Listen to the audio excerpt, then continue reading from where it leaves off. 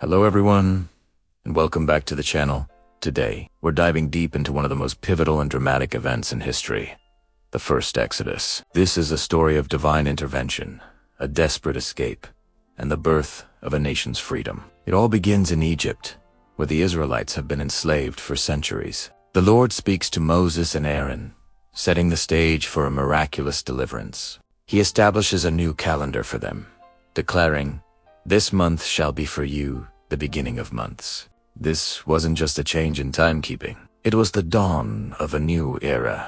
The instructions were specific and profound. On the 10th day of this first month, every Israelite family was to select a perfect 1-year-old male lamb or goat. If a family was too small, they were to share with a neighbor. This lamb was to be kept until the 14th day of the month.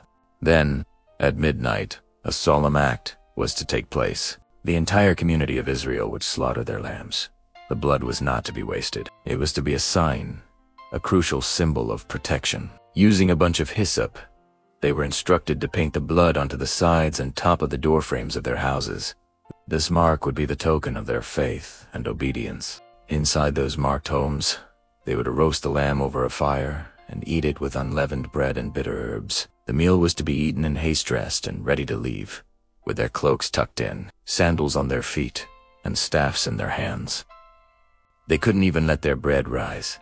This was the Lord's Passover. Why all this haste and specific ritual? Because that very night, a terrifying judgment was to sweep across Egypt. The Lord declared he would pass through the land and strike down every firstborn, from the heir of Pharaoh on his throne to the firstborn of the captive in the dungeon, and even the firstborn of all the livestock. But he promised, "When I see the blood, I will pass over you." The blood on the doorposts would be the shield that saved the Israelites from the destroyer. This night was to be a memorial, a festival to be observed for all generations to come, a perpetual reminder of their deliverance. This event also marked the beginning of the Feast of Unleavened Bread, a 7-day observance where no leaven was to be found in their homes. So Moses gathered the elders of Israel and relayed these divine commands. The people listened, understood the gravity of the moment, and bowed their heads in worship. They acted on faith, doing exactly as the Lord had commanded through Moses and Aaron. Then it happened. At the stroke of midnight, the prophecy was fulfilled. A great cry of anguish rose up throughout the land of Egypt. In every Egyptian household, there was death. No one was spared, from the highest to the lowest. The final, devastating plague had broken Pharaoh's stubborn will. In the dead of night, he frantically summoned Moses and Aaron. His command was simple and desperate. "Rise up and get out from among my people. Go, serve the Lord, as you have said. Take your flocks and your herds, and be gone." The Egyptians, fearing for their own lives, urged the Israelites to leave quickly, pressing them to go. In their rush, the people grabbed their unleavened dough, wrapping their kneading bowls in their clothes and slinging them over their shoulders. Following Moses' earlier instruction, the Israelites asked the Egyptians for articles of silver, gold, and clothing. The Lord had given them favor in the eyes of the Egyptians, who gave them whatever they asked for. In this way, they plundered the wealth of their former masters.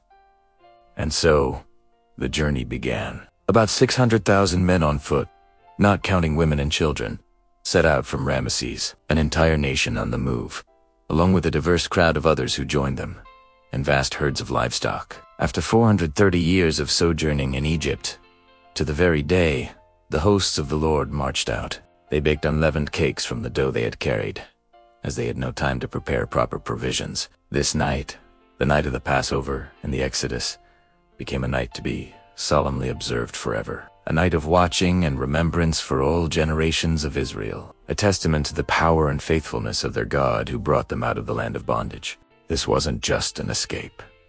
It was a divinely orchestrated redemption, setting a people free to fulfill their destiny. Thank you for joining me on this incredible journey back in time. If you found this story as powerful as I do, please like, share, and subscribe for more deep dives into history's most defining moments. See you in the next video.